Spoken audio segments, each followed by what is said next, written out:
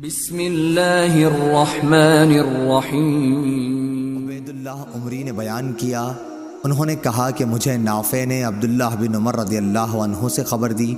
انہوں نے کہا کہ میں نے نبی کریم صلی اللہ علیہ وسلم کے ساتھ ظہر سے پہلے 2 رکعت سنت، ظہر کے بعد 2 رکعت سنت، مغرب کی بعد 2 رکعت سنت، عشاء کے بعد 2 رکعت سنت اور جمعے کے بعد 2 رکعت سنت پڑھی ہے، اور مغرب اور عشاء کی سنتیں آپ صلی اللہ علیہ وسلم گھر میں پڑھتے تھے۔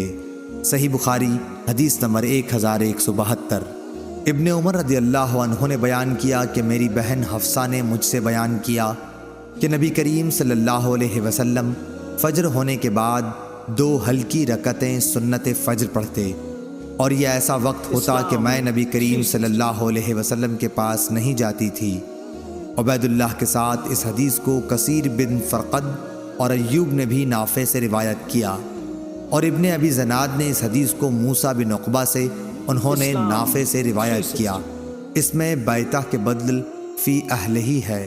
صحیح بخاری حدیث نمبر 1173۔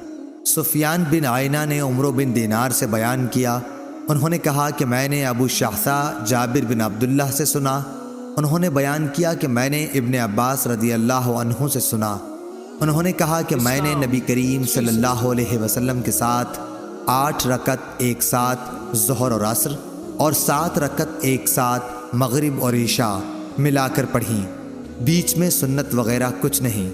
ابو شعثہ سے میں نے کہا میرا خیال ہے کہ آپ صلی اللہ علیہ وسلم نے ظہر آخر وقت میں اور عصر اول وقت میں پڑھی ہوگی، اسی طرح مغرب آخر وقت میں پڑھی ہوگی اور عشاء اول وقت میں۔ ابو شعثہ نے کہا کہ میرا بھی یہی خیال ہے۔ صحیح بخاری حدیث نمبر 1174۔ سعید قطان نے بیان کیا، ان سے شعبہ بن حجاج نے، ان سے توبہ بن کیسان نے، ان سے مورق نے، انہوں نے بیان کیا کہ میں نے عبداللہ بن عمر رضی اللہ عنہ سے پوچھا کہ کیا آپ چاشت کی نماز پڑھتے ہیں؟ انہوں نے فرمایا کہ نہیں۔ میں نے پوچھا اور عمر پڑھتے تھے؟ آپ نے فرمایا کہ نہیں۔ میں نے پوچھا اور ابو بکر رضی اللہ عنہ؟ فرمایا نہیں۔ میں نے پوچھا اور نبی کریم صلی اللہ علیہ وسلم؟ فرمایا نہیں، میرا خیال یہی ہے۔ صحیح بخاری حدیث نمبر 1175۔ عمرو بن مرہ نے بیان کیا، انہوں نے کہا کہ میں نے عبد الرحمن بن ابی لیلہ سے سنا، وہ کہتے تھے کہ مجھ سے ام ہانی رضی اللہ عنہا کے سوا کسی صحابی نے یہ نہیں بیان کیا کہ انہوں نے نبی کریم صلی اللہ علیہ وسلم کو چاشت کی نماز پڑھتے دیکھا ہے۔ صرف ام ہانی رضی اللہ عنہا نے فرمایا کہ فتح مکہ کے دن آپ صلی اللہ علیہ وسلم ان کے گھر تشریف لائے، آپ صلی اللہ علیہ وسلم نے غسل کیا اور پھر 8 رکعت چاشت کی نماز پڑھی، تو میں نے ایسی ہلکی پھلکی نماز کبھی نہیں دیکھی۔ البتہ آپ صلی اللہ علیہ وسلم رکوع اور سجدہ پوری طرح ادا کرتے تھے۔ صحیح بخاری حدیث نمبر 1176۔ ظاہری نے بیان کیا، ان سے عروہ بن زبیر نے، ان سے حضرت عائشہ صدیقہ رضی اللہ عنہا نے، کہ میں نے تو رسول اللہ صلی اللہ علیہ وسلم کو چاشت کی نماز پڑھتے نہیں دیکھا، مگر میں خود پڑھتی ہوں۔